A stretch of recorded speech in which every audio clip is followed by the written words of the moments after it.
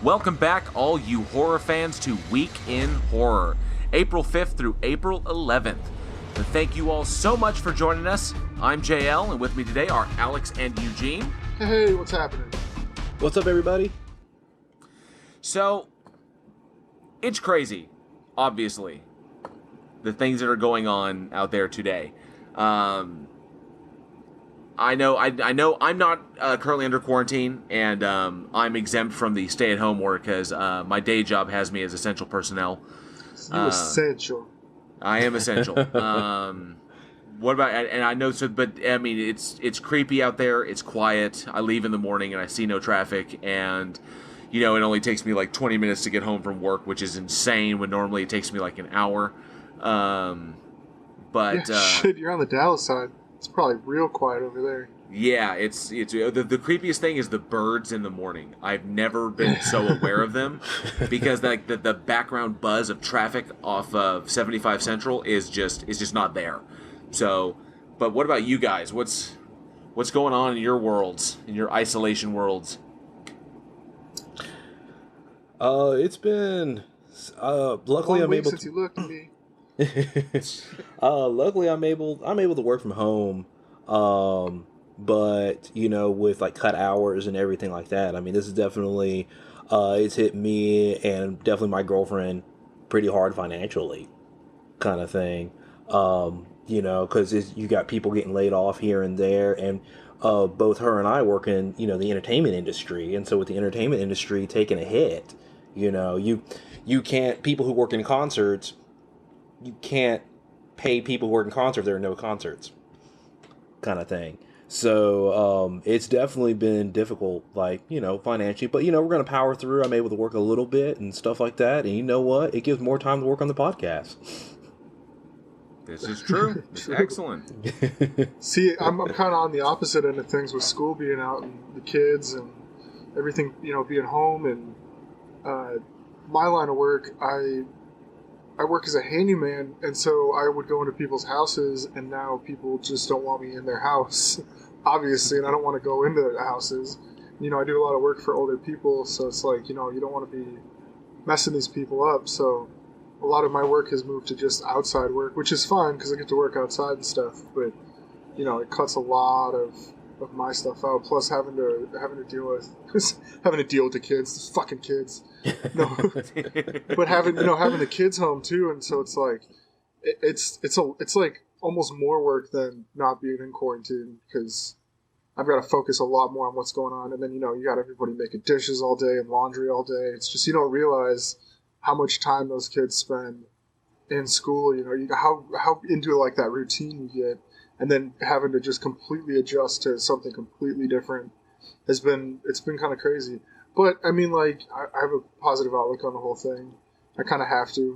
My mom, my sister, and my fiance all work in the health industry, and so I'm constantly worrying about all them. And so, yeah, I don't know. It's been kind of crazy, but it also, I mean, it's kind of nice that everybody's kind of starting to band together now. Everybody's like, okay, like, let's follow the rules, and you got people out there kind of looking out for each other. So it's insane. This is nuts. This is something that's going to go down in history. Another thing in our lives that goes down in history. It's crazy out there. Well, I mean, it's not really crazy out there, but I mean, we don't know how far it's going to go. We do know, I know here in Texas, they just shut down the borders to the other states, so the state is effectively quarantined. They had state troopers all over the place. We had a person who was supposed to be coming into Texas from Mississippi to move into our apartment complex. They were traveling. They had rented from out of state, and they were coming in, and they hit the border to Texas, and state troopers turned them around. They said that they couldn't come from that way. They wouldn't let them in. So they actually had to. I think I don't know if they're rescheduling or they just had to flat cancel it. It's weird, but yeah, it's we nice. got that. Yeah, we got that going on, and Governor Abbott finally issued a full-on stay-at-home order for the state of Texas. Took him forever. He dragged his feet, but I mean, he followed suit as well. Yeah, basically, he taught. Collin County toddles after Dallas is pretty much how it goes. But the one thing I think we can focus on here at Week in Horror is we focus on the listeners, and we ensure we do our best to make the best show that we can. and entertain y'all and maybe inform a little bit. Especially you filmmakers who I know y'all have time to listen to the show, and which we greatly appreciate it. Absolutely. And everyone's continued support. I find myself thanking the listeners so much. I'm like blasting it out on social media and everything, but it just keeps coming back that we wouldn't be able to do this without our listeners. And if we didn't have an audience, we'd just be sitting here, talking to ourselves, which I do that throughout quarantine so far. So yeah, we might as well go to IHOP and drink coffee and do that, like a bunch of really sad nerds. But IHOP is closed, bro. But they're all closed now, so. So yeah, so it's pretty much this. This is where we're at. So in these, I like to try to focus on the positive and say that we're like Alex is right. There are examples of people banding together, finally really taking this seriously, finally trying to lock this down before things get way too extreme. I know California is currently using drones to ensure people don't violate quarantine, don't go out on the streets, and that. Some other governor says that they're anybody they catch out they'll be prosecuting, so they'll arrest and prosecute on site for people who violate quarantine orders. So, hopefully this thing will resolve itself, or we'll get it resolved. Who knows? But as long as we're all stuck inside, we can listen to podcasts and try and have a good time. All right, here's my piece real quick. We care about our listeners. We care about everybody. I mean, most people. There's some shitty people, like, but we care about most people that are listening to this podcast. And we want you guys to be safe, so stay inside, wash your fucking hands, stop touching shit, 6 feet apart, follow it, get it done, because I don't need fucking the National Guard marching down my fucking street. So if everybody could just do us a favor, stay home. We've got some backlog shit you can listen to. Do your part.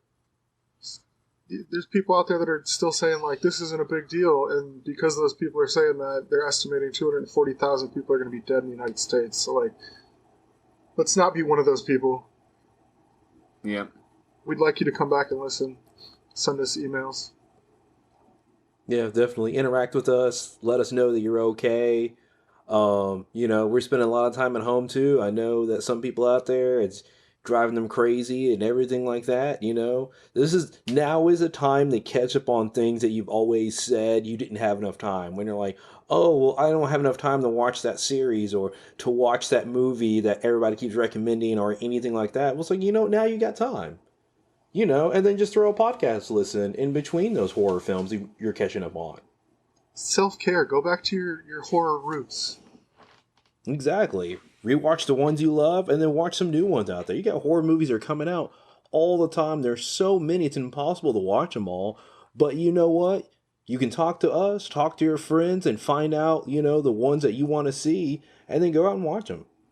I have no doubt that we've probably covered at least 20, 30 films that I know we've covered over 100 films in our episodes, so there's plenty in the backlog. I mean, you go back and listen to any episode, you can find some obscure horror film that we thought was fucking great. Some weird ass shit. You can watch the shit out of that, because at least the VOD is still up, so there's plenty of stuff on Amazon, plenty of stuff on YouTube, plenty of stuff on Hulu and YouTube and Netflix. Netflix, dude, they just came out with it's called The Girl with All the Powers. I started watching that. That's really good. And then The Platform. I just started watching that too. That's good. I heard about that. Somebody recommended The Platform to me. It's climbing up on I think it's the number 4 right now on Netflix. Interesting. I'll have to check that out. Yeah, that's a good one. All right. Well, since we are not a medical show, and enough with the actual apocalyptic horror that's going on around us. Let's get to some fake shit. I wish we had some more. Wish we had better weekly anecdotes.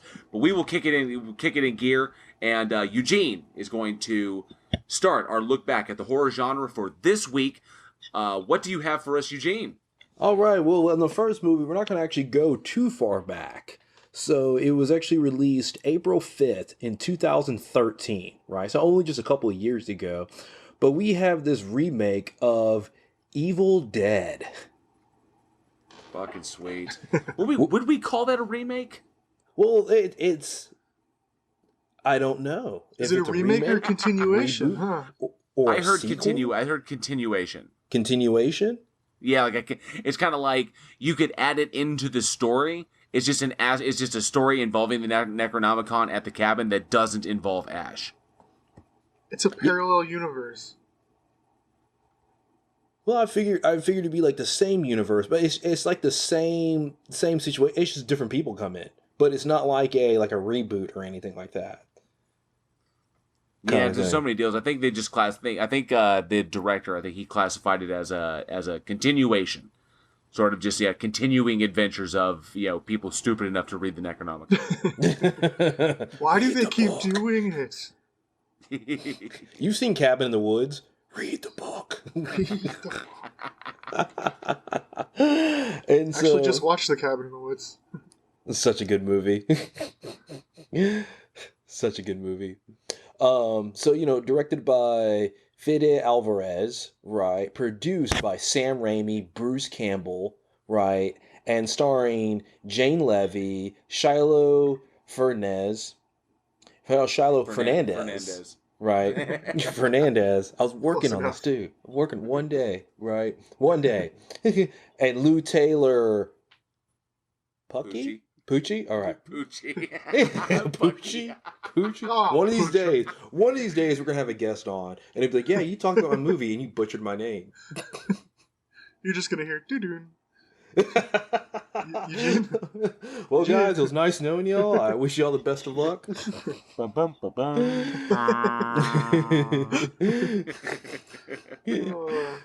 But, basically, for those who are not familiar with the Evil Dead franchise, right, you kind of get the standard, the group of teen, or more like a group of kind of like early 20s. They go to a cabin out in the woods by themselves, and they find this book bound in human flesh, and they read out of it and unleash like this demonic force that starts manipulating things around them and can start possessing people and all other kinds of stuff that kind of happens. Like I said, continuing adventures of people stupid enough to read the fucking Necronomicon. I mean, that's really what it comes down to. Speaking of which, for those who don't know, our giveaway is currently going on. A Necronomicon stash box is one of the prizes in our big giveaway. It's super dope. Check it out on our social media for the reveal of it. But anyway, sorry, that was a side note. No, that's fine. And when you get it in the mail, make sure you read from it. Right. Or don't. I mean, we could use a new movie, so. Now, I got to admit, this. I was torn before when I heard that when they had announced it that they were going back after this one. In a world of fucking remakes, where in a world of shitty remakes, in a world of shitty remakes, but. One man takes a high-stake gamble. With the failure of Nightmare on Elm Street. And I mean, not nice. Not as a terrible movie, I said as a failure to attract an audience. Because it just wasn't successful. And I attributed that to there being no Robert Englund in that. Robert Englund is Freddy. Much love to... I can't even remember his name. That guy. It'll come to me in a second. But much love to him for his work.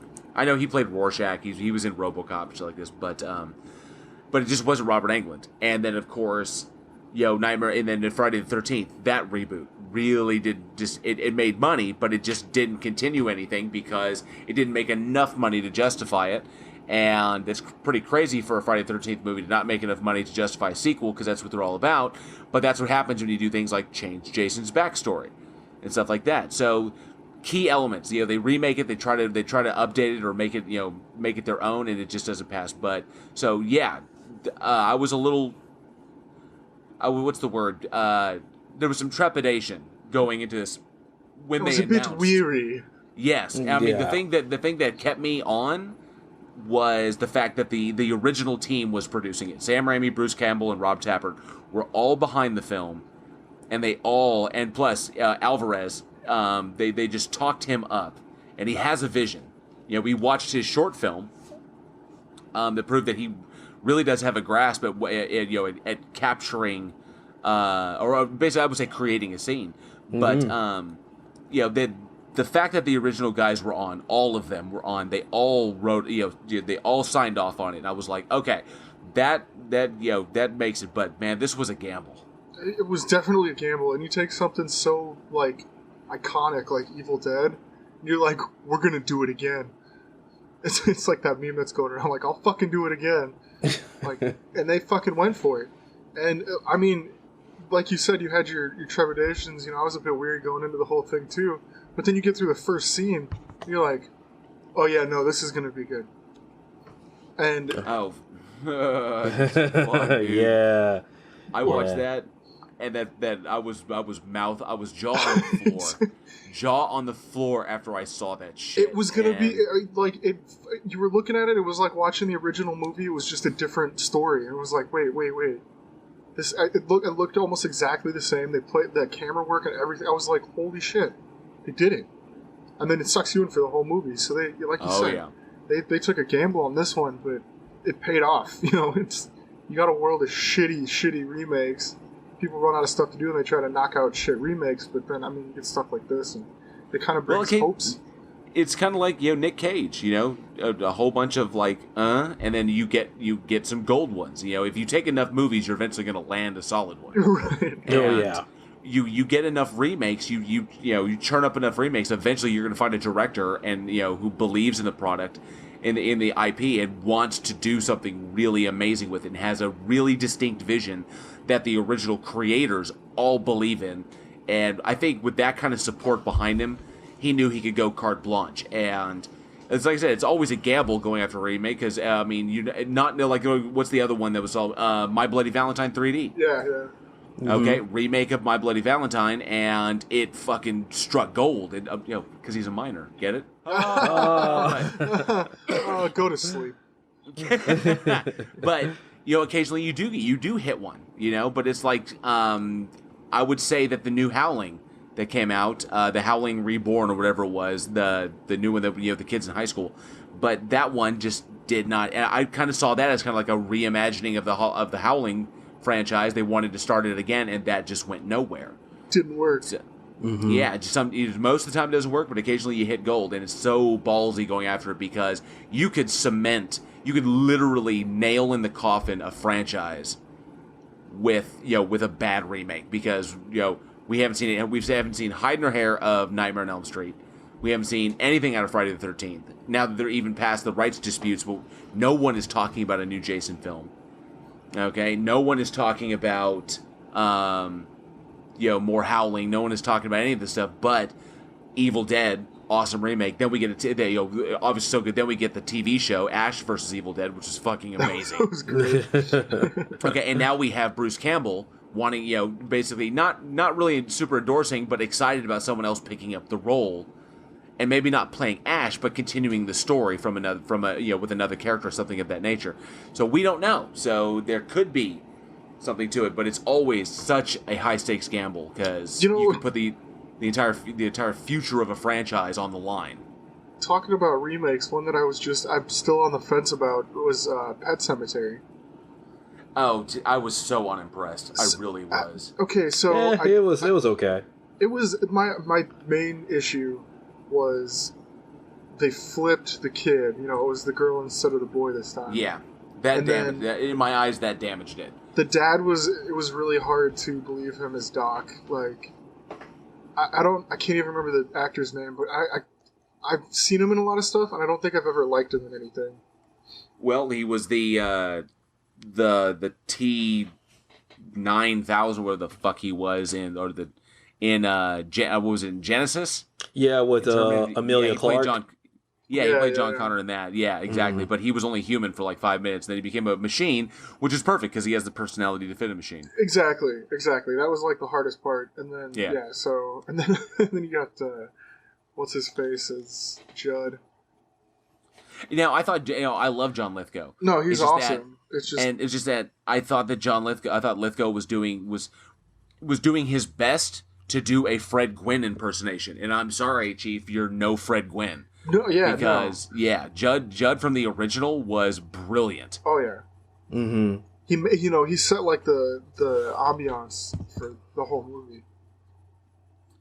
And I see, mean, yeah, go ahead. And see, this is what makes remakes such a gamble, is because when you have a brand new movie, a new original movie with all original characters, we get the film and we just assume, okay, this is how the director meant it to be, whether it's good or bad. Oh, the director meant this character to be like a certain way, and that's the way it is, right? Kind of thing.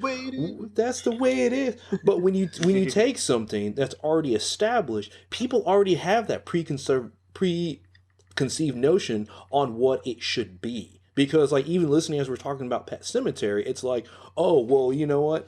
I'm already thinking of this while I'm watching the new movie. Kind of thing. That, yeah, you've already got. If you have something that's really good a long time ago, it's really hard to keep up because you've got that expectation. Yeah, you got that comparison because it's like, okay, we're expecting, right, stuff like this to happen, and all this other kind of stuff. We're expecting characters to act this way. We're expecting, it's like the Demonites, I forgot what they're called. Deadites. The Deadites, right, the Deadites. We're expecting the Deadites to be a certain way. We're expecting scenes to be a certain way. And the thing is, if you copy it verbatim, then it's like, well, why does your remake exist if you just copy it verbatim? Oh yeah, all the camp, all the funny. Jackie Earle Haley, that was his fucking name. I knew that would come to me. It just blinked into my fucking head. But anyway, yes, all the camp of that kind of was the Evil Dead signature that Sam Raimi liked to bring in. A lot of crash zooms and funny shit that stuff that is as funny as is gross as is scary in that respect. So and Alvarez went in there, took all of that out and said, we're still going in here, we're doing it this way, but this is his vision of it. And while there were some moments that you could like uncomfortably laugh or at some scenes in that shit, but mostly that was just fuck dude, from the opening, the immolation scene, I'll tell you, this one fucked me up because there's lots of stuff that, obviously the vomiting scene, that's totally Sam Raimi, her looking out of the basement, the locked basement, and, fucking egging people on and shit, tree rape scene, all that stuff. But the thing that fucking got me was, the girl in the, bathroom when she gets possessed.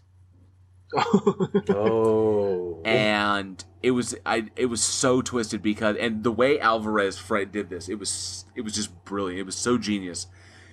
There was a sound that when I was watching this movie, I was like, oh my god, she's gonna do something horrible. And there was a sound that you could hear that was growing steadily as the character, as Pucci's character was going to check on her, and he goes into the bathroom and he turns the light on and he can see her. She's over there, and it was just this kind of grinding sound, and I was like, what the fuck? And it didn't dawn on me until I saw it, but you could hear the glass on her teeth as she was cutting into her face. Oh. And it was barely there. Like you could hear the scraping of just glass, of a shard of glass on teeth. And it was so unnerving and just sat with me the whole fucking time. That just bothered me. Just the idea of this, like, scraping along the enamel. Just, that it still gives me, I got goosebumps thinking about it. It's wild.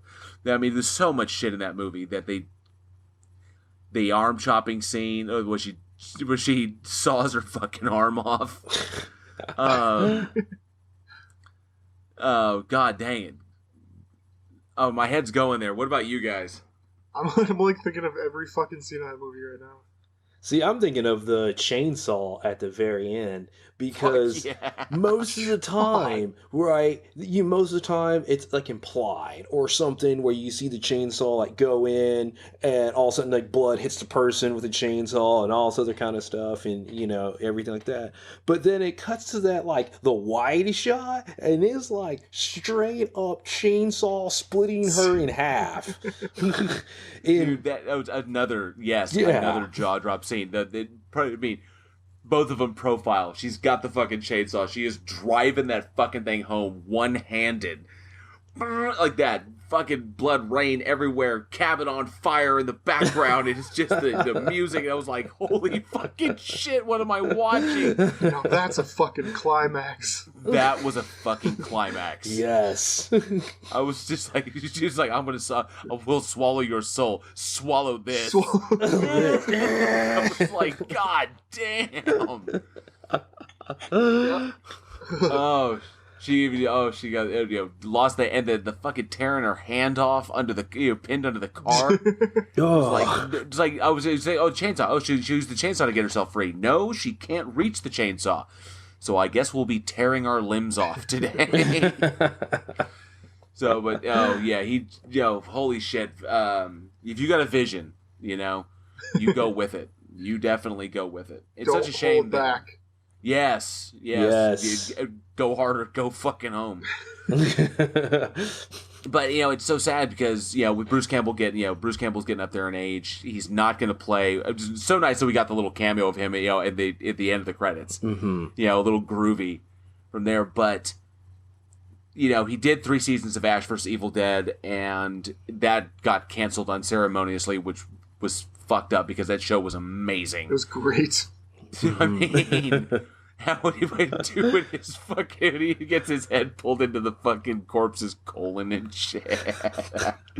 I knew to see... I went into that series and I was like, all right, this is going to be pretty good. It didn't really take long for it to kick off.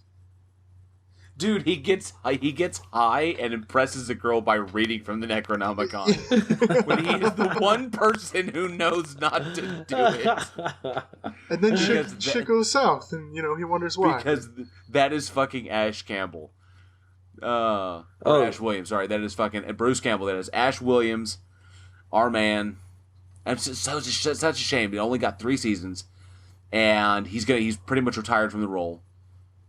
So who knows where it's going to go? And this is actually what I like to ask the audience. What do you think the future holds for Evil Dead? Because we got the 3 seasons of a TV show. We got the movie in 2013. And, we may not get Bruce Campbell as in the role of Ash, but maybe he could be there to help the cast somebody else. And maybe Sam Raimi still from a producer's standpoint. Because honestly, I would like to see more from the franchise. Oh, yes. All it takes is somebody finding the Necronomicon. Yeah, that's it. So, what do you think the future has in store for Evil Dead? I like to know. Kind of thing. Yeah. And so, where does the audience hope it goes? Yeah, where does the audience hope it goes? Is it something that should be done? Kind of thing. We've talked about a couple franchises like Reanimator, which it should be done. Or is it something that maybe we should get another movie or another crack at a TV show or something like that? Like the audience, let us know what you think the future holds. And so, Alex, what do we got next? Well, we're gonna go from a very loud, aggressive movie to A Quiet Place. A Quiet Place came out April 6, 2018, so pretty new movie. This one was written by Brian Woods and Scott Beck, directed by John Krasinski. Emily Blunt is in this one. John Krasinski plays Lee in this movie. Millicent Simmons, Noah Jupe, Cade Woodward all play in this post-apocalyptic world where there's monsters out there hunting people. They are blind though, but they can hear very well. So this family has to live in absolute silence in order to survive, and it follows them through a clusterfuck of situations starting from the very beginning, and follows all the way to the end where, I don't know about you guys, but about 3/4 of the way through the movie I started getting irritated with that little girl. It was like, how have you not figured out what was going on? Yeah, I gotta say, I know that A Quiet Place, won a slew of awards. It blew people's minds like that, but I unfortunately am not one of the ones. It was not a terrible film. It was not. the problem that I had with it was after the film was over, and I started thinking about it. And this film, A Quiet Place, despite its visual appeal, despite really decent action, some heartbreaking deaths and like that, it was a good monster movie.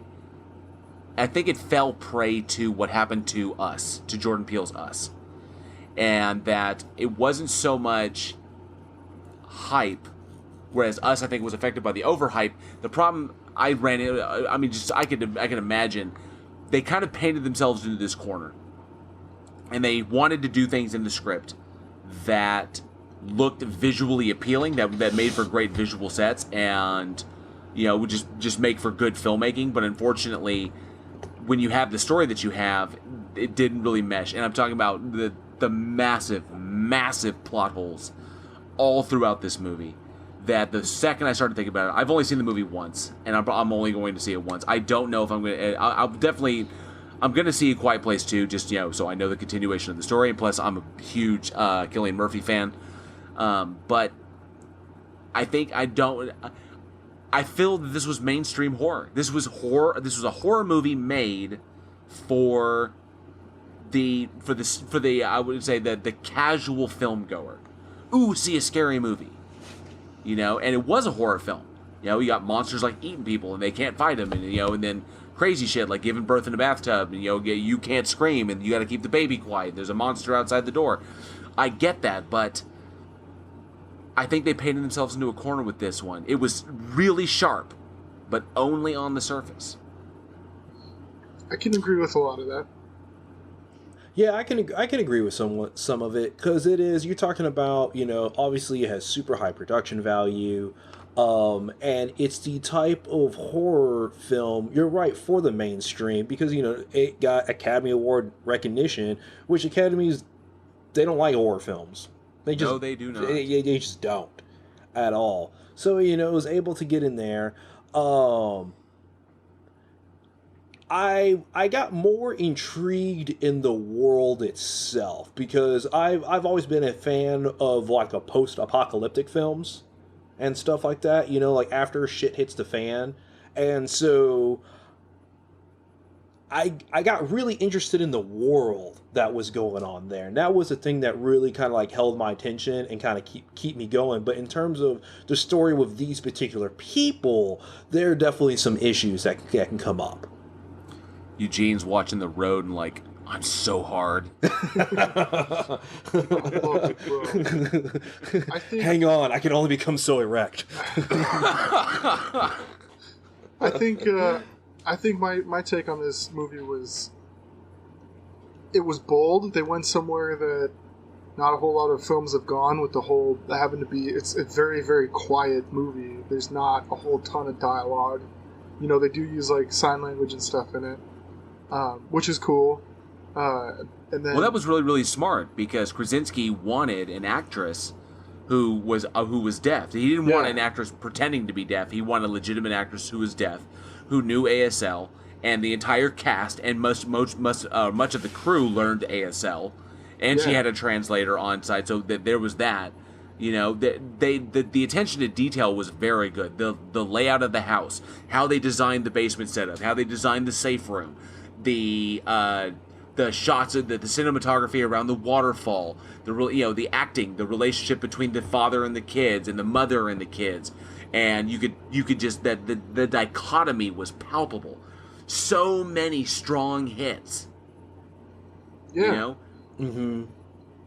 I guess, okay, so I watched this movie recently, actually, and I watched it with the wife, and she made some good points.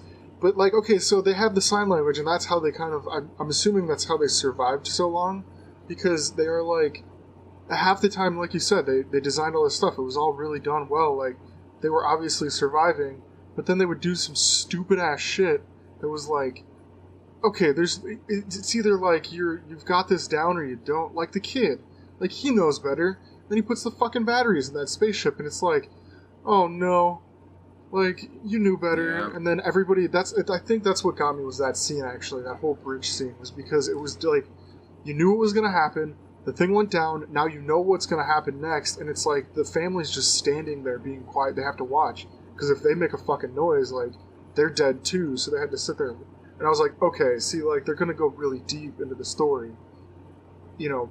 You see, that was the thing that got me was that the thing that got me is that death felt very plot.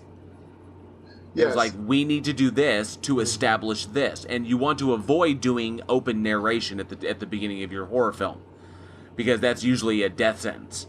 Okay, having like old man talking about the way the world was, and this is what happened, and everything went to shit. That when you open with narration like that, you automatically clash your film into a much lower area of respect as far as critics go. Okay, so you want to open with action, you want to open strong, you want to display this, and in a movie with barely any dialogue whatsoever, you have to be able to sell that on the emotive alone.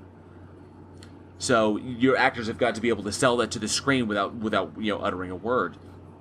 But it felt very plot, which unfortunately may be the trade-off. It's like, we need something big, we need something visceral, we need to really engage, and we'll kill the... But that's what teaches us about the monsters and like this, so it feels very... Hey, the plot needs the boy to... The only reason the kid was there was to die. Okay? So it seemed a little lazy on that respect. Or maybe the only way they could do it. Which is, fortunately, they're... bound by the script to be able to do this, bound by the concept, and they was like, "Oh, dang, it's the only way we can do it." It continuously painting themselves into corners is the thing that got me to the point that the story wasn't coherent at some points. The whole waterfall scenario. Why not live near the waterfall? That was exactly what I was just thinking. Oh yeah, exactly, kind of thing. If that's going to be an issue, and the thing is. When you talk about, coherent storytelling, right? And cohesive was the word I was looking cohesive, for. Right. Cohesive storytelling, you have to be able to answer the questions that the audience are going to bring up. When you think of the most tight scripts that you have ever seen, right? It seems like they think of everything, because you're like, oh, when I do this, oh, well, then the movie's like, no, this is why you wouldn't do this, or this is why you should do this, or this is something like that. And the characters are smart, right? And usually you have a villain that's smart, and it's very well thought out. It's a tight script. It is. And sometimes just a simple line of dialogue would have been like we can't do this. And even just that little nugget of information can help tighten up a script, but it was something that they kind of skipped over on a lot of stuff. In terms of the characters, I like the characterization that they did. It's a different focal point than you see in a lot of horror movies, where it focuses more on the family dynamic than on the actual creature part. But I think we're talking about trade-offs. Maybe that was the trade-off. Maybe it was, we're going to focus more on this, but we lose this other part of the script over here. Yeah, and we don't know 100% what went down in the editing bay. We don't know what was left on the cutting room floor, because everyone always overshoots. You always shoot everything you possibly can, and you basically cut out what's going to remain to be able to tell your story. But I mean, it's a pretty simple writing, so you avoid an Armageddon situation where Ben Affleck comes to Michael Bay and is like, well, why don't they just train the astronauts how to drill? And Michael Bay's response was, shut the fuck up, Ben. Yeah. You want to avoid that situation where it's like, where the logic of it was like, wait, it's like, hang on a sec. You look at the waterfall, it's gorgeous, it's beautiful, there's ambient noise, they can't target you there. There's plenty of land around. Why aren't they living near the waterfall? They've got water. Why travel to the water and then bring the water back? That doesn't make any sense. I was like, that was the first thing that struck me. It's kind of like, in Us, wait a minute, rabbits? What the fuck are the rabbits eating? Rabbits don't eat each other, and they're breeding like rabbits. That makes sense, but where's the rabbit food? There's no grass down here. There's no rabbit, kibble. What are the bunnies subsisting on? Obviously, there's enough rabbits, and they're breeding fast enough and living long enough that all these, doppelgangers can survive on them. So where do the rabbit? What's feeding the rabbits? Because we don't see any automatic feeding deal. We just see rabbits all over the place. That's the one thing that it's little things like that where all of a sudden it's like, and if you don't ask the questions that your audience is going to ask, then you end up doing things like painting yourself into corners and leaving logical plot holes that can do the worst thing possible to your movie, and that is break the fourth wall and break the suspension of disbelief. And this is why it's something I tell a lot of upcoming filmmakers, that it's really, really important when, you're like, hey, you got an idea, you write your script and everything like that, get other people to read it. I think a lot of times this gets skipped over in Hollywood because let's say you're a big enough name and, they go, oh, okay, yeah, we'll just, push it through and all this other kind of stuff. But getting multiple writers to read it, getting multiple feedback, getting those table reads. If, you're like, hey, I want to do a script, you write your script out and then do a table read on it. So you have other writers and other filmmakers that can go, well, what about this? Oh, I didn't even think, because it could have been something they didn't even think of. But Absolutely. Getting a couple people to go, yeah, what about this? What about that? Hey, this idea came to mind, or something like that, just so you can tighten that script. Because the thing is you can make a bad movie off of a good script, but it is impossible to make a good movie off of a bad script. Yeah, unless you have like legendary talent involved. I can attest to this. In one of my earliest productions, one of my earliest projects, I ran into an issue where I had to, basically it was, rogue cop chasing bad guy, runs into monster, all hell breaks loose. That's pretty simple storyline idea. But then gave it to one person who actually was an ex-police officer, and he loved horror movies. He wanted to read this thing. So he only had one question. Well, wait a minute. So he's chasing him because he's the bad guy. So I get revenge. Is he still a cop? Did he quit? Was he fired?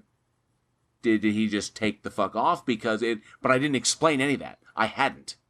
Mm-hmm. It literally was just cop chasing bad guy. What the hell was that? Cops can't just go run across the country and chase bad guys. Yeah, it's like regular detectives, regular precinct detectives don't just run across the country chasing bad guys.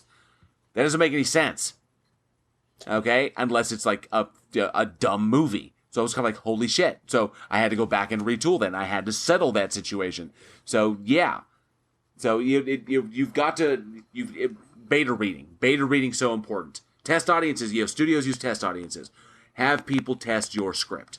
Read it. Find the holes. Fill them up with cement. Make that fucker solid.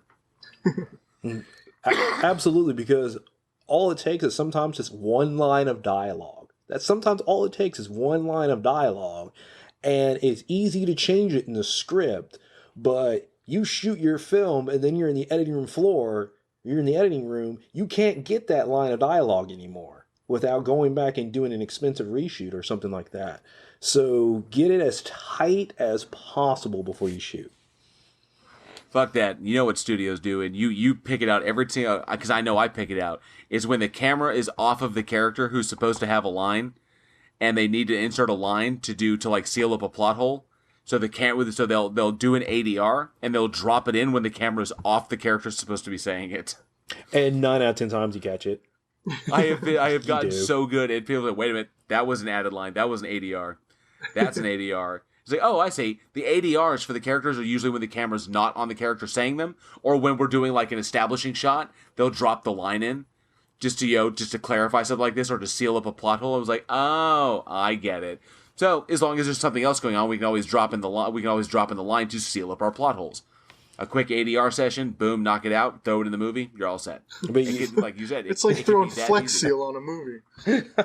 Exactly. It always bugs me because no matter how good of a fucking actor you are, you're usually doing ADR towards the end of a production. Okay. You shot the movie, you're off set, you fucking rapped, you've been to the party, you've done the cocaine, you've moved the fuck on. Then you get called like 2 or 3 months later, we have to do some ADR. So you're either sitting in your house or you come out to the studio, you're standing in the sound booth, you're trying to resurrect a character that you've already put to bed, and it's always slightly off. Just a little off. Yeah. Yeah. Well, I don't know. And with this movie, there's some holes, but I think the the sequel, it looks like from the trailers, they're going to seal up a lot of the like prequel stuff, I guess. Just from the trailers, it looks like it kind of shows like the beginning of the whole thing and how it all started. And then, you know, it kind of continues from where they left off. So, I mean, there's plenty of room to fill any holes that they had. You know, and like you said, it was very, you know, plot, but maybe that's, you know, setting up the second one, and the second one's going to be more in-depth than the first one was. It might answer your questions. I don't know. I'm looking forward to the sequel. I enjoyed this film. I don't know about you guys. I want to know if our audience is looking forward to the sequel, though. How many people have seen it, and if they, you know, was it smart to go for the sequel? I'm looking forward to the sequel, you know, to dive into a little bit more of what happened and just get a little bit more in the story. So I'm looking forward to it. I'm interested about, like, you know, the monster's origin. You know, dive more into that. You know what the origin is. No, I know, but like aliens. They're aliens. They're coming in, you know, they're coming in from like the prequel, like when it all started and how it went down, you know, how did the world go to shit, you know, why did they survive and not, you know, a slew of other people, and, you know, maybe from the trailer it looks like they run into some other people, and I don't know, I'm interested to see where it goes and where it came from. For sure. Yeah, it'd be interesting. Yeah, all definitely. right. Hey, JL, let's move to one of my favorite movies in the whole wide world. Yes. Oh God. Could there be a better film? Yeah, but anyway, April 9th, 2004, probably one of the greatest zombie films ever made in the history of zombie films. Yeah, I'm putting it up against Night of the Living Dead. We're going with Shaun of the Dead.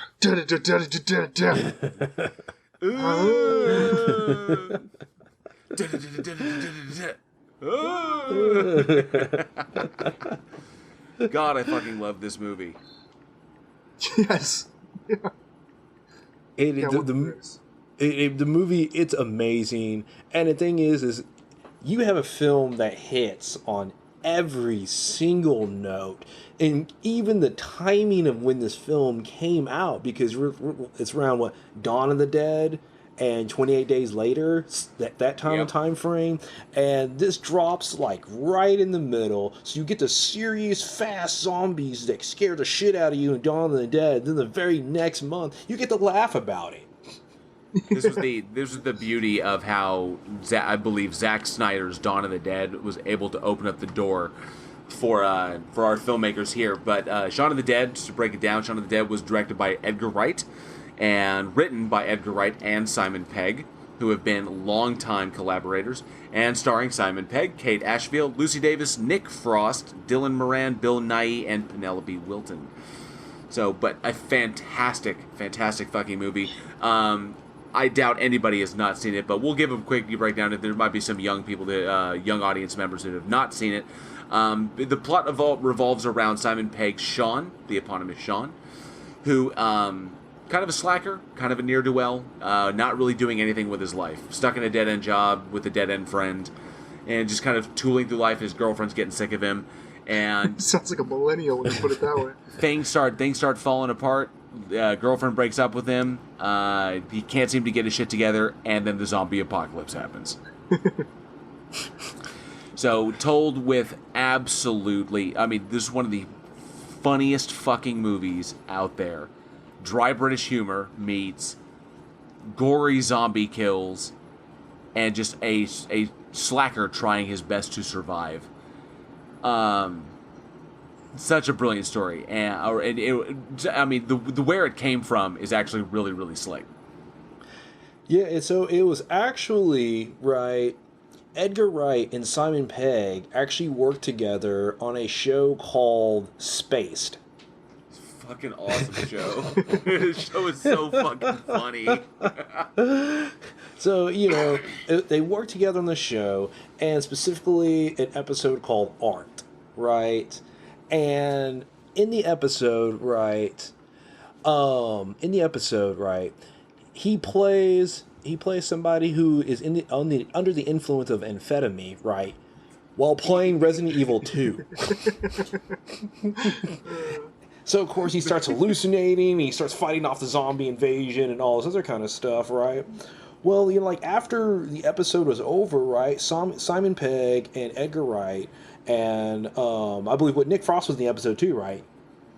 Nick Frost was a part of the show. Oh, yeah, part of the show. Because Nick and Simon were both longtime friends, and they pretty much just lived at the pub and didn't really do much of anything. And Edgar was always trying to like get him to like go out and do stuff, and their girlfriends at the time were trying to like get him to like go out and just engage with the world and shit. And they just didn't want to. They just wanted to sit in the pub and drink.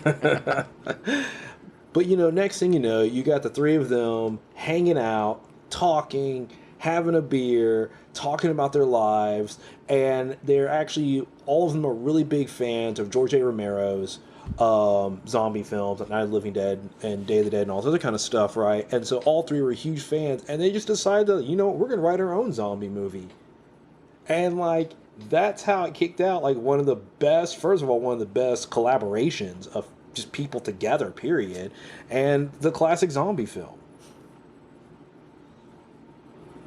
It is important to have those relationships, because if it wasn't for Edgar Wright constantly like hammering them to do something, because I think at the time in their lives, because I think Simon Pegg was talking about how space was the first major role he'd ever had, and it was a BBC series, and so it was the first major comedy role he'd ever had, and I think he hadn't been doing it. He had not been doing a lot of anything, and then Nick Frost was pretty much working here and there, but mostly hanging at the bar and making money playing the gambling jackpot machine. Because it was like the fruit machine is what they called it. The whole kind of thing, and they called them the fruities. And he spent an inordinate amount of time. That's how he sometimes paid the bills. So Nick Frost got really good at playing that game, and was able to sometimes cover himself when he had no work. So they were at the bar. All they had, that was pretty much it. But it wasn't for like I think in an interview with GQ, Simon Pegg said Shaun is pretty much who he was at the time. Like, he's like, that's pretty much who I was. I was doing this. I failed at it. I really didn't have any direction. I had friends who kept trying to push me to do stuff and want me to go out. And I had a ne'er-do-well friend who was pretty much Ed, because Nick Frost was pretty much playing himself. And that was it. And it's like, so he said Shaun is the closest he'd ever come to playing just him, on screen. You can tell though, like, and also like between Simon Pegg and Nick Frost and all their movies like Hot Fuzz and The World's End, and that Simon Pegg Edgar Wright relationship, you can see it in all their films. But I think that's why their movies are so good. There's no tension. Like, you can tell there's like no tension behind the camera. And that's super important, especially when you're doing like British films too, because they can get really fucking weird. But like, when you get into stuff like that, if people are clashing behind the scenes, it's not going to be great. There's so many movies that failed and they should have been great that weren't, because you had issues. And I know we're talking about like Pet Sematary, and I was just talking to somebody about how like the book didn't really quite. I guess no. What were we talking about? There was an issue between director and writer. Oh, we were talking about no, that was in Children of the Corn.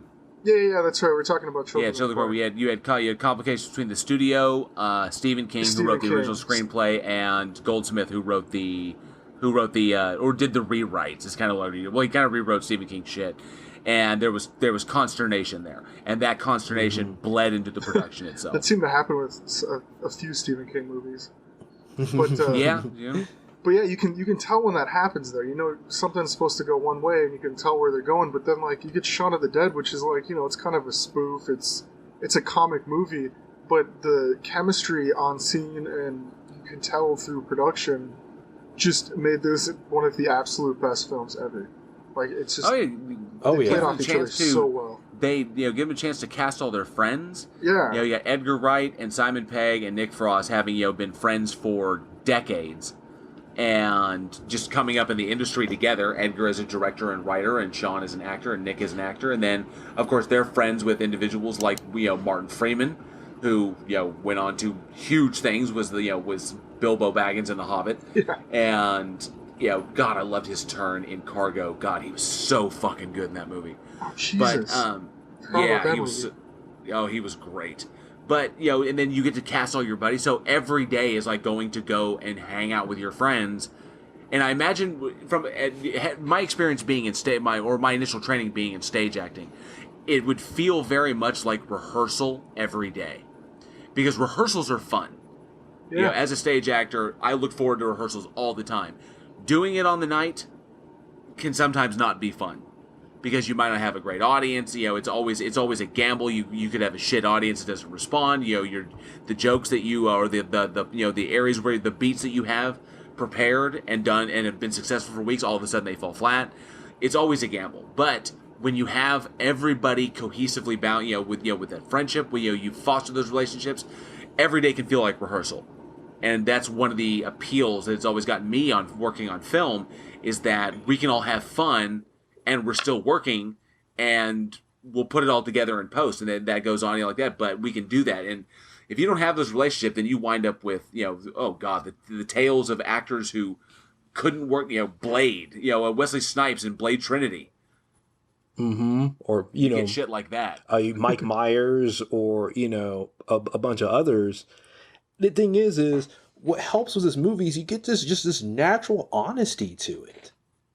That it's something, these characters are just relatable. And I think because they all are such good friends, they're all able to play off each other so well, we just relate to them. We're either like them, or we have friends who are like them. And we'd be like, oh yeah, that reminds me of my buddy, so-and-so here and there. And that's one of the appeals that makes it fun, because, despite it being comedy, it's not like super slapstick like Airplane. Airplane that has like 500 jokes in that movie, kind of thing like that. But it's funny because it's just honest. Most people want to be like the badass in zombie movies, but the thing is most people aren't like that kind of thing. No, most people are like Shaun. Yeah, most people are going to be like, wait, what's going on? And they're going to take their record collection and throw their records at the zombies and try to kill them, because they can't. The second album I ever bought. Sorry, Phil. Sorry. Exactly. When they finally get the gun, right? Most people are just going to be shooting things randomly and all this other kind of stuff, and that's what makes that movie so good. Man, that was the original pressing. For fuck's sake. No, not that one. Oh. So much good stuff. I'm probably gonna go back and watch it again. I own the whole trilogy. World's End is actually my favorite of the. I love that because World's End is amazing. Because Simon Pegg really nailed it. As far as a complex character in the comedy. But it's following right behind it is Hot Fuzz. So I actually like them in reverse order. I love all three movies, but I like them in reverse order. But At World's End is my favorite of the Three Flavors Cornetto trilogy. So that's my question for the audience. Three Flavors Cornetto trilogy: Shaun of the Dead, Hot Fuzz, or The World's End. All three fucking amazing comedies. One a horror, one an action, one a sci-fi. Okay. This is a horror podcast. We do have a bias towards Shaun of the Dead. It is an amazing goddamn film, probably one of the greatest zombie films ever made. But not my favorite of the three. What is your favorite of the three? We would like to know, which one did you prefer? I'm willing to bet most people say Hot Fuzz. Mine is actually Shaun of the Dead. That was my least favorite out of the three. Really? Yeah, that was my least favorite too. Not that it was bad. If I had to pick between those three, it would not be Hot Fuzz. Just fucking Timothy Dalton, man, was it's amazing. Hilarious. Oh, it's good. Movie. Stop me! I'm a slasher. What? I'm a slasher of prices. What a fucking skis. I'm a slasher and I must be stopped. Of prices. It's like, what the fuck, dude? Oh, he was so amazing at that. And apparently, I gotta throw this out there because most people don't know.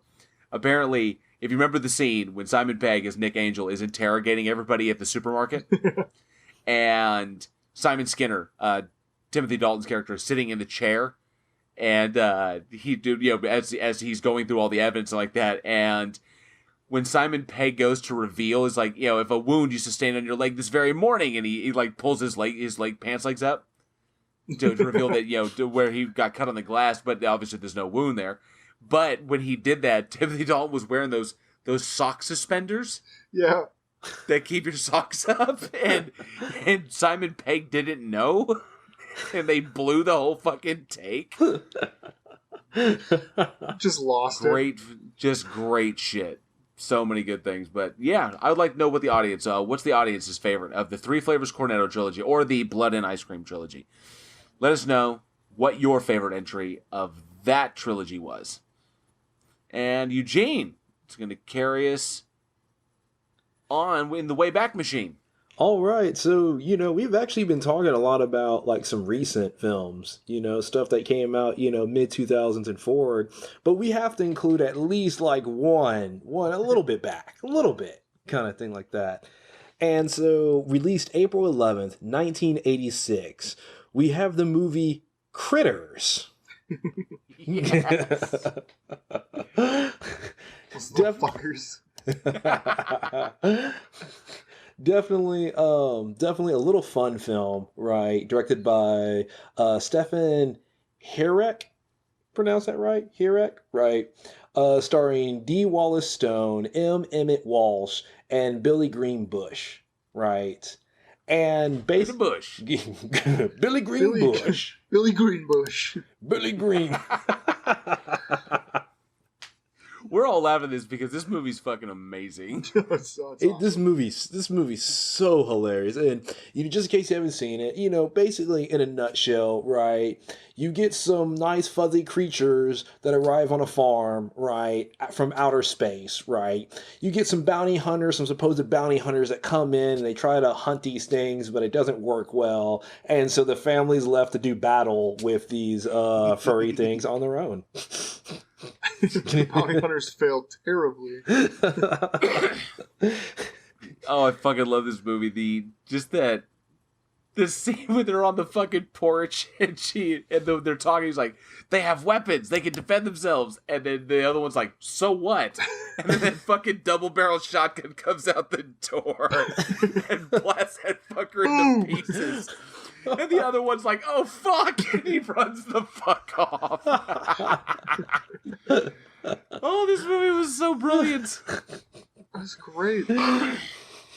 God, and yeah, it's definitely an 80s movie, which is amazing.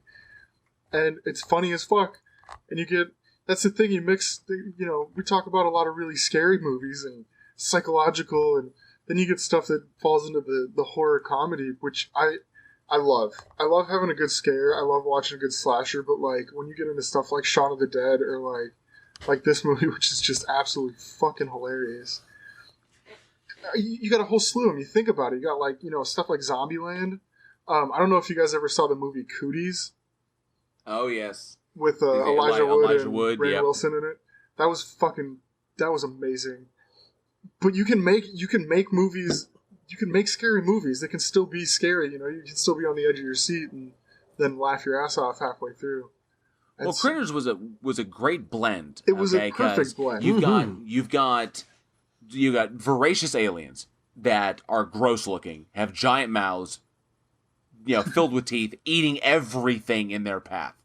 Anything organic, they eat, and they just unstoppably just consume. And there's a bunch of them. So they just consuming livestock, people. It doesn't matter. And that's their number one weapon. They're small, but they can roll up into balls. They can launch themselves. They're fast as fuck, and they're smart. Because they can communicate, they can strategize, they can plan. They're ridiculous. And so you've got these aliens that are just munching on the local town people, and they have no real chance against them. But then you throw in some of the best comedy I've seen, the bounty hunters with the fish out of water comedy. The bounty hunter's like, what the fuck is this planet? And shit like that. Just that shit. The guy Charlie, who became a mainstay of the series, okay, as the comic relief. His relationship with Billy Bush's character. And so you have the right, and that's the the right balance, I think, is what's necessary. And somewhere in that line, I've only written, in my writing career, I've only written one comedy. I mostly do horror, psychological horror and shit like that. So there's a balance there that I'm not, too familiar with as to where do you do 60-30, do 70, 60-40, 70-30. I don't know. It's a mystery to me. It's a mystery. Jinkies. I don't have a clue. No, they really did. I mean, like, for being like a late 80s film, I love 80s films. They're like, I think that's probably like my favorite era, just because it was like, it could have been so bad, but it was so good. It's one of those, when you talk about like writing comedies and stuff like that, writing comedy might be the hardest genre to write, because you don't know if it's gonna work until you get to editing. I honestly don't think it's. I gotta say, I agree totally. I think it's legitimately the only genre that you can write in that is not your that everything else can be formulaic. You can do formulaic horror. You can do formulaic romance, formulaic action. All of these there are standard formulas for this. I don't believe comedy has a standard formula. It really doesn't, because there's so many different types. Because you can have like the endearing rom-com kind of thing, which is completely different than, say, the movie, I mentioned earlier, the movie Airplane, which was one of my favorite movies, which is the exact opposite kind of thing. And the comedy, and then you have, we talk about Shaun of the Dead, which is a totally different style of comedy, but they all work kind of thing. That's what makes comedy hard. And even, with horror films, we've watched a lot of horror films, and they'll have like a funny moment, like, oh, it was funny the way that girl was killed, or, oh man, we talked about the leprechaun have like a one-liner or something like that, and then kind of go off kind of thing. But those are just like a little moment here and there, just sprinkled throughout. But an actual decent horror comedy where we're gonna do horror elements and make you laugh throughout the film, that is hard to do. Very, very. Finding that unique balance where you could do it where, everything is dark, and then you have your bad guy throwing in one-liners, or you have the one character who doesn't take anything seriously, or in some manner but it's such a tightrope. And I don't envy anybody who plays on that on a regular basis, because that is some difficult shit to write. And trying to I could write horror all day long, but if I tried to make my monster movie a horror comedy, I would fall fucking flat. It would look ridiculous, And when you have something this well balanced, it's so easy for everybody to have fun working on the shoot, and you could tell that. I think this was one of the big things that set apart Critters from Gremlins, because I think everybody pretty much believed that Critters, which came out after Gremlins, that Critters was a rip off of Gremlins, when in actuality the script for Critters was done years before Gremlins was ever conceived. It just took forever to get it produced. I think with the success of Gremlins, that kicked Critters into high gear and said, oh wait, we can't be successful with little monsters running around. But Gremlins, while it had its moments, was considerably darker and more, considerably darker and pretty much more violent than Critters was, which is impressive. And you can't tell that everybody on that set is having fun all the time. But in Critters, I believe you could. I saw Dee Wallace having the time of her life. Billy Bush rocking it. Charlie, the guy who played Charlie, Lord, I can't remember his name, but that dude I'm willing to bet most of his shit was probably ad-lib or improv. Just his natural delivery. And then, of course, the bounty hunters reacting to everything or not reacting to everything going on around them. Shit like that. And it seemed like everybody was just having fun. And that's rule number one on a movie set. Yeah. You gotta have fun. Oh, Otherwise definitely. It's gonna suck. When you're working with a cast and the crew and everybody's getting along and everybody believes in the script and everybody's going with it, it's like filmmaking could be one of the best things ever, because, as filmmakers, you get on sets where the producer and director are arguing, or the director and DP are arguing, and they're arguing with the writer, or cast members aren't getting along, and it can make filmmaking like just a bad experience, and you're just like, oh, I don't want to go, I don't want to deal with these people, and especially when you start losing faith in the film, and you're just like, okay, I think this film's gonna suck, but we still have 3 more weeks of shooting, and I kind of, and it can drag on and be real arduous, versus when it's like, we're talking with Shaun of the Dead. It's like you're going to work with your best buddies, right? You're being directed by one of your best friends. Y'all love the script. You're having fun. And that's what makes Critters work, because it's like, we're having fun. We can't wait. We would like to shoot another 3 weeks just to shoot stuff, but eventually you shoot everything you need, kind of thing. And you can feel that off the screen. The same thing, yeah. We gotta say, same thing with Shaun of the Dead. The fostering those relationships, having having those open lines of communication, bouncing ideas off of each other instead of competing for ideas, where where everybody is as equally involved, from the talent to from above the line to below the line. It's very, very important, and you can see this all over Critters, which is why I think it's still. I mean, you don't see any more Gremlins films. There was Gremlins and Gremlins 2, the new batch, and the new batch they tried to inject a shit ton more comedy, but it still didn't run. Okay, but you've had Critters, Critters 2, Critters 3, Leonardo DiCaprio's first movie, Critters 4, Critters in Space. Okay, which actually Critters in Space wasn't a bad film. It actually wasn't. I was shocked. It had some decent shit in there. And then they went. There was 4 in the franchise, and then all of a sudden we have a resurgence. We got a Critters television show that aired on Sci-Fi, and then a new one that's airing on Shudder. Or maybe I got this reversed. One was on Sci-Fi, one is on Shudder, and I think the one on Shudder is a continuation of the storyline after Critters 3. So there's continuity there. Mm-hmm. And that's how you establish a franchise. People working together, people having fun, people enjoying themselves. You turn it into a fucking slog, you better be a goddamn genius. You better be fucking Kubrick. Okay? Yeah, you better be able to produce that good. 127 fucking takes. It's like, goddamn, dude, really? But I mean, I guess if it works, but I say always have fun. Fun, you're making a fucking movie. Right. Absolutely. And for the filmmakers out there, you get when you start, fostering these relationships, remember the people you enjoy to work with, and those are the ones that you want to keep close and always stay in contact, and just shoot them messages, hey man, how you doing, all this other kind of stuff.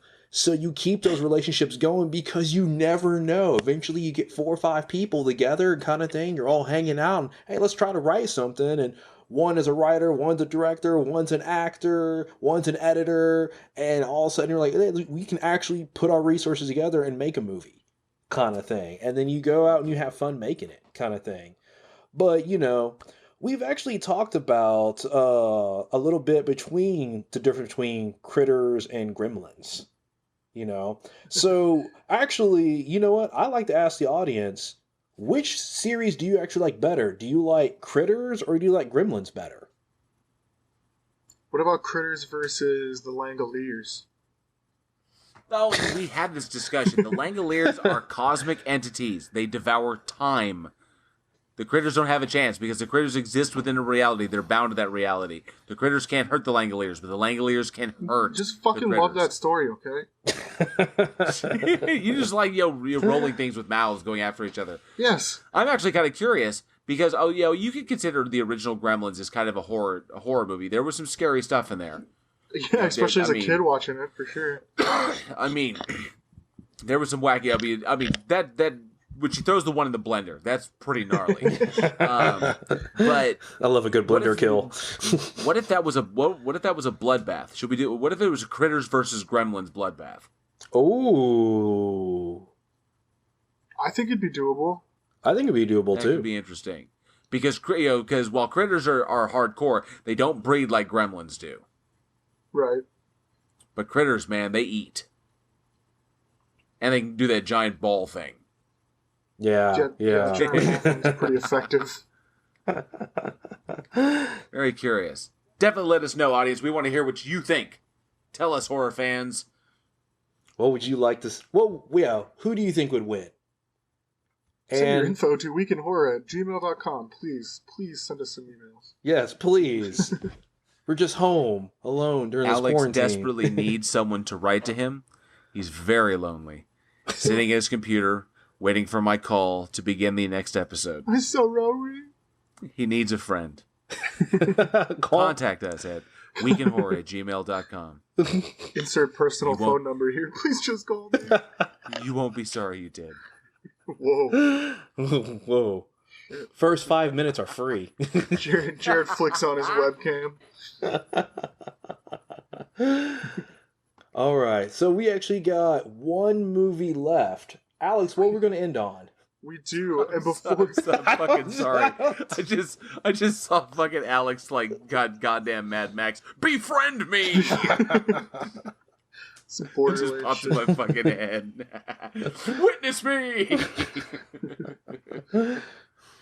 I'm sorry. Go ahead, Alex, man. We got one more. Let's knock it out. We do. I want to throw something in there. I forgot to throw in the anecdote that just popped in my head, though. I just watched the first couple episodes of the new American Horror Story, 1984. Oh, the slasher one, yeah. Dude, it's great. It's awesome because it follows like a camp, and then they're killing kids at a camp. There's this murderer, but then fucking Richard Ramirez shows up, the Night Stalker. Oh no shit. Oh, Yeah, and he plays like a pivotal fucking role, at least in the first couple episodes, and I was like, holy shit, this is amazing. So yeah, it's great. If you get a chance, check that out. American Horror Story 1984. Interesting. Okay. Alright, yeah, we'll get into this last movie though, and hey, fucking ended on a banger, right? We're talking about House of 1,000 Corpses. Came out April 11th, 2003, written and directed by Rob Zombie, starring the late great Sid Haig, Karen Black, Bill Moseley's in this. Hag. I said Haig. You said Hag. Oh, sorry, I'm from the north. Leave me alone. My eyes are different. They'll eviscerate us if we don't get his name right. Haig.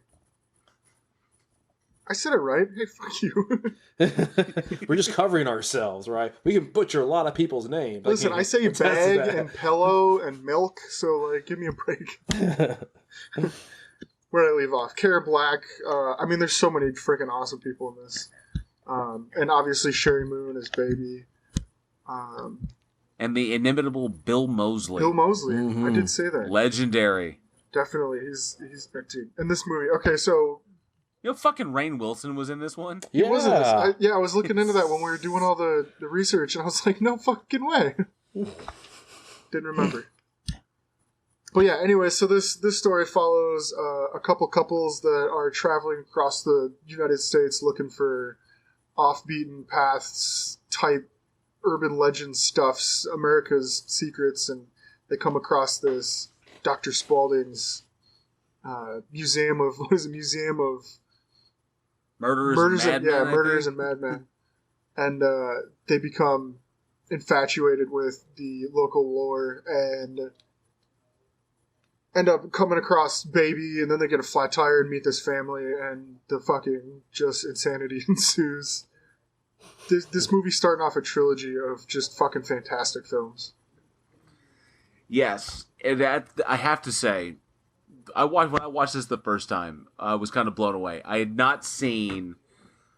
I've seen, from Fulci's work, Italian zombie movies, German horror, German expressionist horror, American, hammer horror from the 60s, and I had yet, when I first saw this film, I had yet to see a film that was this kind of aesthetic.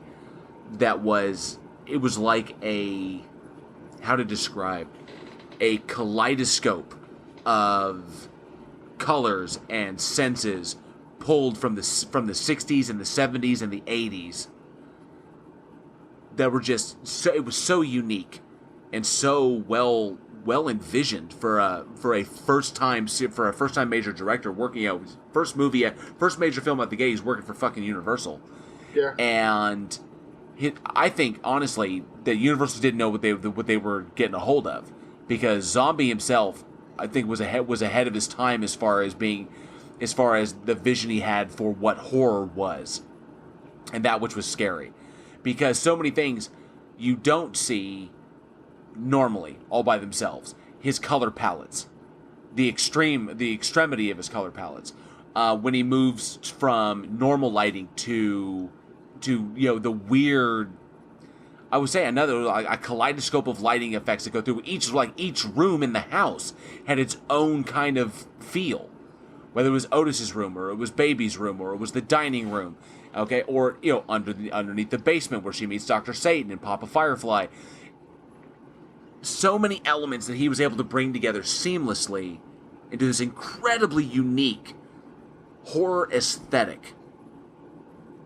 And his past is such a mystery. Who knows where it comes from? But, it was striking, obviously. It got me. I remember when this came out and, like, how hyped up it was and how people were so blown away by it. Because this came out when I was 13. I didn't end up seeing it until I was probably 17 or 18.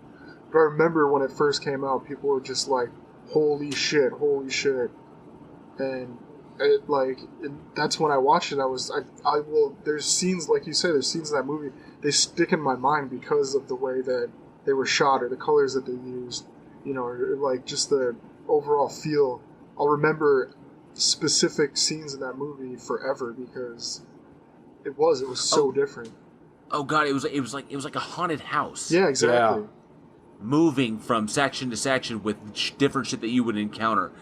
It was that kind of experience, but added in your classic 70s surrealism with 80s commercialism with some camp and some satire. Just damn, he hit many cylinders and he hit them all. Absolutely, it's not very often in horror where you get what feels like a truly original vision. Because you watch so many horror films, and most of them are trying to be like this or trying to be like that and stuff like that. And, they can have a couple of twists or here and there, experiment a little here and there and stuff like that as the genre progresses. But when you get something that's so unique from it, from its art direction to its cinematography to its editing, which it plays on your preconceived notion of horror films. And I think that's where you get some of those hints of brilliantness, right? Where it's this, we're gonna take you on a ride that you've never been on before, and we're gonna surprise you in ways you've never been surprised before, and you're gonna love it. Like that's kind of how the film feels. And I know we've talked about this scene several times, and even we were meeting about it earlier. We were talking about it. The scene in the barn, right, with the gun and that long hold. It's unnecessarily long hold. After the sheriff gets capped and Walton Goggins is being held at gunpoint, and you got the open shed and the girls' bodies are all in there. And just, Otis has got the gun on him, and that crane pullback. Yes. That lasted, oh my God, it was like I think it was over a minute. Maybe close to a minute. It was near there. Way too long. Tension without release. Tension without release. And the thing is, like, it keeps holding. You know it's going to happen. Then you doubt it's going to happen because it's lasting so long. But then you know it's going to happen. And that's something new, because most of the time in horror, the kills are quick or something like that, or the villain will say something or stuff like that, and he starts using that, in kind of his other films, because then when he did Halloween, right, he flipped that on his head. The shot where you have Danielle Harris, right, she runs out of the house, and then Michael grabs her, pulls her back in, the door closed, and you have that wide shot of the house, and he just sits on it. And you're like, that's it. That is the iconic, she's dead. That's it. Oh my gosh, she punched him in the face and she starts running off again. kind of thing. Oh, she's fucked. Oh, wait, is she actually fucked? Wait. No way. No way, she's still going, kind of thing like that. And so you see those kind of hints. You see him experimenting with his vision, and it started with this film. I think you saw early influence, I think, because Rob Zombie directed all of his own music videos. So when you look at his kind of like 70s pop... Did you have the COVID? I did, yeah. No, I don't have the COVID. When you look at his like kind of 70s underground Skid Row style horror, I think I watched the interview with him, or listened to the interview he did on Joe Rogan, and he talked a lot about his upbringing, coming up in New York and kind of in the 70s and being desensitized to the things that he experienced and the things that he saw, and you couple that with the club scene when he was playing music, when they were doing early music before they became White Zombie, and then all the things that he ran into. This is like 1970s New York, and he was in the bad part of town, I think he was near Times Square. You factor all that into his vision, and couple that, you could see the kind of the early peaks of that in his music videos, because the music video for Living Dead Girl, the music video for Dragula, these kinds of things, and there were moments that were in there, and then of course I know that he originally wanted to be a filmmaker. That was his dream. Music wasn't just a way to make money, because even though he always thought that was weird, because even though they really couldn't play very well, they could still make a ton of money just on the imagery alone of being White Zombie. Yeah, because if you actually break down the guitar part for More Human Than Human, it's really easy. Yeah. If you're learning guitar, that's one of the first songs you should look at to play, because it's super easy. But you know what? They had the it factor, and it worked. Something that he has. He sees the world in an interesting, in a very different way. And that's why I really enjoyed the Halloween remake. I really, really liked that. Wasn't so much a fan of the second one. I think he tried to explore some depth. But hey, that's what Rob Zombie does. He plumbs depths. He explores territories that people don't want to go to. Sometimes it hits, sometimes it doesn't. I applaud him for it. He has the stones to go there and be like, look, we're going to look at it in this perspective, something you didn't think of. And when I'm watching a horror movie, sure, I want to be entertained. I want to see the protagonist fight back. I want to see people get fucked up, and I want to see craziness ensue. But when you start dropping in the very subtle hint that violence seeps in, violence spreads like cancer. It moves from perpetrator to victim to the next victim and the next victim. How it erodes the bonds that we have. And not quick, but just slowly but surely tears us down, breaks us down, and it's systemic. You don't want to think about the systemic nature of violence within society and how it's eroding the very thing that binds us together as individual, or it binds together as a civilization, and it's just eroding the bedrock of what we are. But there it is, and he puts that right in your face in Halloween 2. That was brutal, which I think made that film all the more just kind of gut churning, because you realize that you're watching something, you're getting off on this, you're enjoying it. But that's just, like I said, his brilliance. We saw it in House of 1,000, Devil's Rejects, fucking amazing. Mm-hmm. Oh yeah, and then that was such a good continuation of the whole thing. It was like, okay, and then you got 3 from Hell too after that, and it's like, all right, man, yeah. I'm gonna have to be taking your car today. I fucking love that scene. God, hey, but that's a question for the audience. What's your favorite Rob Zombie film? You've got the House of 1,000, Devil's Rejects, 3 from Hell, obviously. We talked about Halloween 2. One of my personal favorites was Lords of Salem with Sherry Moon. Mm-hmm. I liked that movie. I know he had his hands in Slither. He did the zombie horror picture. He did some work on Super, too. We talked about that earlier. El Super Beasto was his animated picture. Yeah. And so, yeah, that's a question for the audience. What's your favorite Rob Zombie film? He's got such a unique spread and a unique film style. It's kind of hard to pick one specific movie, but I mean, coming down to it, I think mine was Devil's Rejects.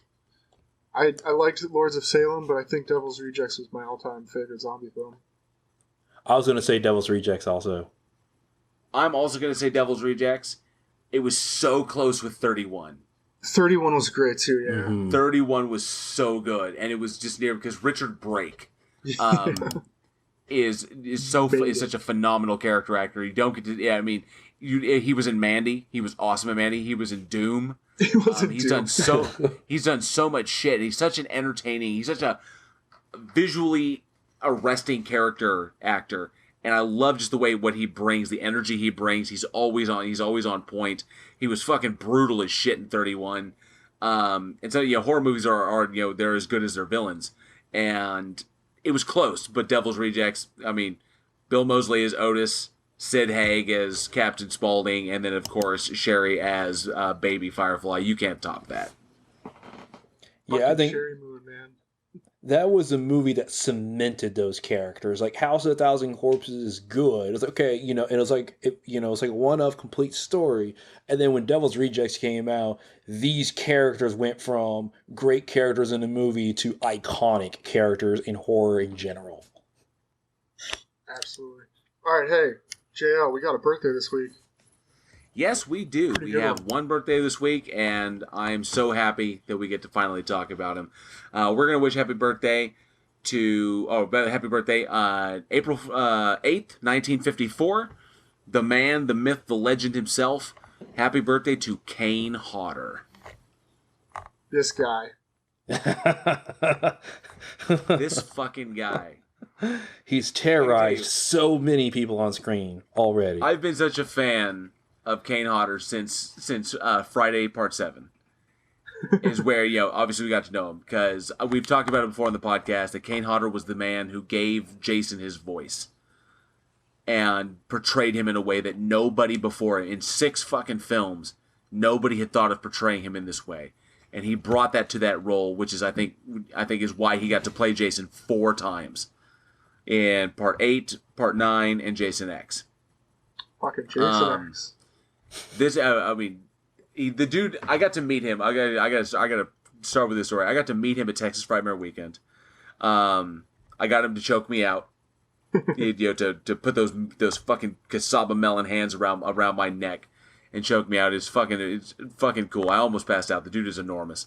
It was a very sexual experience. When I told him my love for his work and what he brought to the Friday series, and how 7 was one of my favorites, like that, and I definitely nerd boyed out. I fangirled. I totally fangirled, and this dude looked me right in the eye and was like, "Dude, you're fucked up." And I was like, and he did not say it jokingly. He was like, "Wow, dude, you're fucked up." I was like, that was a compliment. That was a serious compliment. I will take that compliment. That's high praise. Yeah. So I will take that from Kane Hodder. But yeah, I've been a giant fan of his. Did you guys know that he was almost cast to be Freddy Krueger? I didn't know that. I feel like he'd be too big for that. I always picture Freddy as like a skinny, scrawny piece of shit.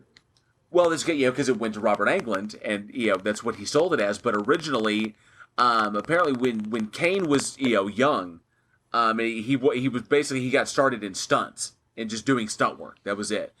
And during an interview, he offered to show off a fire stunt to the interviewer. He's like, "You want to see how I do this? You want to check it out? I'll do it for you." And it apparently went horribly wrong and left him with 2nd and 3rd degree burns over most of his upper body. Ooh. And that was like really early in his career. And it was that scarring that almost got him the role of Freddy Krueger. Oh, wow. Makes sense. Yeah. The director looks at him and is like, "You'd be a good Freddy Krueger with all those fucking burns on your body." You look fucked up. Let's do it this way. Let's try this. This guy, though, I mean, obviously, playing in the Friday the 13th movies. There's a movie that I came across that I did not know he was in, which is called Victor Crowley. It looks like an indie film it looks like Dark Sky. Dark Sky did this one.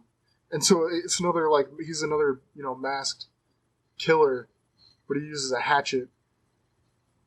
Oh, yeah, it's from the Hatchet series. That's, yeah, his next big one. Yeah, it's like 10 years after the Hatchet 2 movie, I guess. Yeah, he played like with Victor Crowler, something like that. Victor Crowley. Yeah, that's the movie. It's like I guess it's like the origin. But like I didn't even know about that movie. Apparently came out in 2017, so I'm like, oh fuck, I gotta go watch that now. I gotta give him that. There was some wild fucking kills in there. He was like ripping people's heads apart and shit. You know, he played in Wishmaster too. He did, yeah. I always thought that was funny because they tried so hard to make the Wishmaster to make the Djinn into we're going to sell this as a real badass. So we got to put Robert Englund, Kane Hodder, and Tony Todd all in the same movie and have the Djinn whoop all their asses. So it's like I was like, that's how you sell a fucking horror icon right there. You have him whoop the shit out of the actors who played the other guys. The other horror icons. Although Hodder's was the best. It was like, don't you want to make a wish? And he was like, I wish you would go away. And the dude is like, oh, no. And he like walks the fuck off. So brilliant. Oh, I'm so glad he got into acting because originally he just wanted to do stunt work. But then, you know, he was able to fight his way back and get his stunt career back. And then he segued into acting and, you know, was doing little roles here and there. He played Leatherface. Mm-hmm. In the 1990, and I think in part 3, you know, I think it was Texas Chainsaw 3. Yeah. Mm-hmm. Yep, he was the guy behind the mask. He's done so much shit as far as stunts go. I would love talking about his stunt work, just, you know, how he got into that and what he does, because that's a brutal fucking lifestyle. It is. Taking the hits. Like that really is. Like that's something, you know. It's rough because regardless of all the safety precautions that they have on sets and all this other kind of stuff, people still get hurt. People still get killed. And the brunt of that's usually the stuntmen. Yeah. Kind of thing. You know, we were talking about, you know, just a few minutes earlier how he was doing a fire stunt and it severely scarred him. Kind of thing. It really is. So I was actually doing a little research, and do you know that he was actually in Devil's Rejects? Since we were talking about that, where he was the officer with a gas mask on. So no shit. Yeah, so he's uncredited, but yeah, he was actually in it. Just real quick. That's fucking sweet. You learn something new every day. Just a little throwback, you know? You know, if I remember correctly, going through, what was it? I don't know. No, there was, okay, I remember, shit. There was some movie that he was in where he played, and for some, why can I not remember it? I think he played an orderly.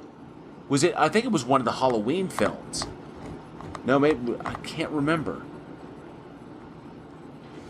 He wound up, you know, he was playing like an orderly in the morgue, and wound up getting killed by some horror icon. I can't remember who it was. Oh, that was it. I'm sorry. He was in Jason Goes to Hell: The Final Friday, but because he played Jason and he played an FBI guard in the hospital. That's what I was trying to remember. So he got to play, you know, as himself, and he got to play, you know, unmasked, and then he got to play as Jason as well. And then when Jason's heart is jumping, I can't believe I'm going to say this. When Jason's heart was jumping around, infecting people and turning them into like weird possessions, I don't fucking know.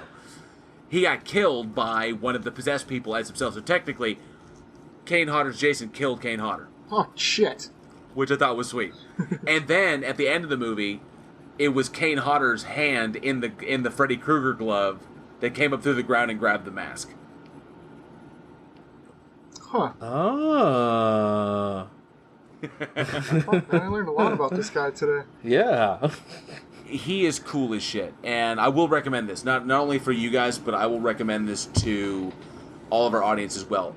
He released an autobiography, which is pretty much it is really epic.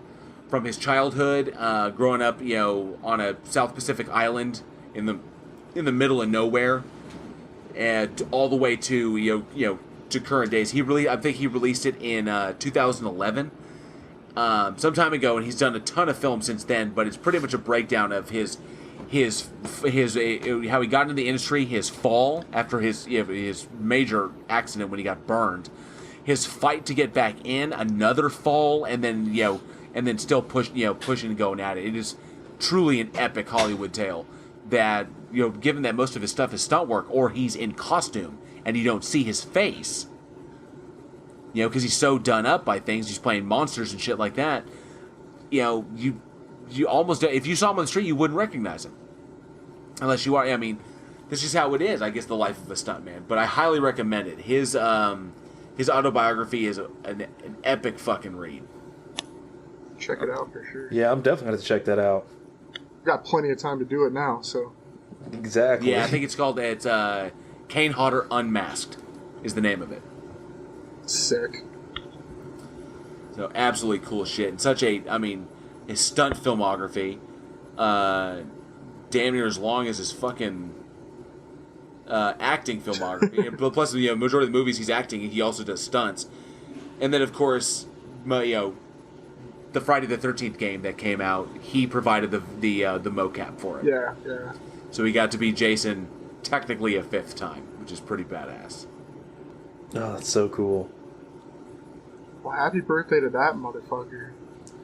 Happy birthday, Kane Hodder. You a badass. Happy birthday, Kane. Happy birthday, dude. All right. Well, that closes out another episode of Week in Horror. Well, thank you very much to our listeners. We know these are trying times. We appreciate you staying with us and checking us out. Hopefully we entertained and informed a little bit, especially to all you filmmakers out there. Definitely we want to hear back from you. Any feedback, comments, questions you have, hit us back at weekinhorror@gmail.com. Not only do we want to hear your opinions, but Alex desperately needs a friend. So be sure to write him, directed to Alex. Make him feel good. So, as always, you can hear us wherever podcasts are available. Anchor, Spotify, iHeartRadio, Apple, Google, you name it, we are there. If you really, really, really like what we do, especially in these trying times, feel free to check out our Patreon, patreon.com/weekinhorror, where you can get content early. We do our Bloodbath debates and we do our After Dark with our special guests. And we do those, and our Patreons get those early than anybody else. So you can get early content, plus we have more things in the works as we slowly build up, as this production begins to raise in, value. We'll be able to do way more cool stuff and have a lot more special guests and maybe even do live content. And of course, our Patreons will always have early access to all of that. So we thank our current Patreons, and we hope you might find we hope you might enjoy it enough to contribute yourself. Find it in your hearts and in your pockets. And of course, check us out on our social media, Facebook.com or Facebook and Twitter at Week in Horror. You can check those out. You follow us there and get access to our daily splatter, which is a little bit of horror information every single day to your feed to start your morning off right. Because everybody needs a little gore in the morning. So as always, we appreciate. And Twitter at Week in Horror. So thank you all so much. We know you sacrifice a lot. We know things are tough right now, but we're going to get through them together. And until next week, I'm JL. I'm Eugene. I'm Alex. We will see you next week, and as always, stay scared.